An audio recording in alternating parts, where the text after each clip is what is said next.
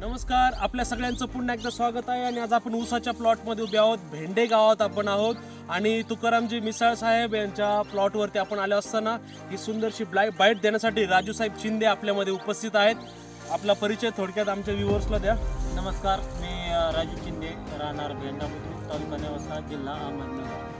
तर सगळ्या व्ह्यूअर्सला मी सांगाल, आज अतिशय आनंदाची गोष्ट आहे की दाणेदार कोंबडी खताचे आलेले उत्कृष्ट रिझल्ट पाहण्यासाठी आपण या जागेमध्ये आलेलो आहोत आणि 265 जातीचा हा ऊस आहे आणि या प्लॉटला खत वापरून फक्त 2 महिने केवळ झालेले आहेत आणि आज रोजी आपण पाहत आहात की व्हिडिओमध्ये सुद्धा तुम्ही पाहत असणार आहात की अगोदर ह्या ऊसाची परिस्थिती कशी होती आणि खत टाकल्यानंतर फक्त 2 महिने या ऊसाला झालेले आहेत। मला सांगा, कोंबडी खत सोडून दुसरं काही वापरण्याची किंवा 2-3 डोस करण्याची गरज लागली का तुम्हाला?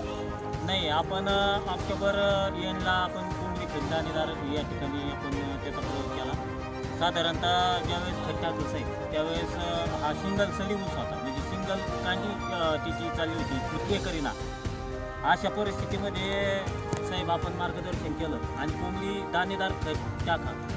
आता तुम्ही समोर पाहता, जवळपास एका बेटामध्ये 40 ते 50 फुटवे 40 फुटवे एका बेटामध्ये आपण ह्या प्लॉटमध्ये पाहत आहोत। जिथं आम्ही उभे आहोत त्या ठिकाणी तुम्ही शूटिंगमध्ये किंवा व्हिडिओमध्ये सुद्धा पाहतात, बरोबर 35 ते 40 फुटवे एका बेटामध्ये लागलेले असून अतिशय सुंदर रीतीने दाणेदार कोंबडी खताचा आलेला हा रिझल्ट आहे।